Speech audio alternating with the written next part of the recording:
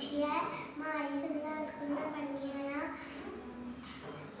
मैं कविता के कविता सुनाना चाहिए। छोकर नंदो छोकर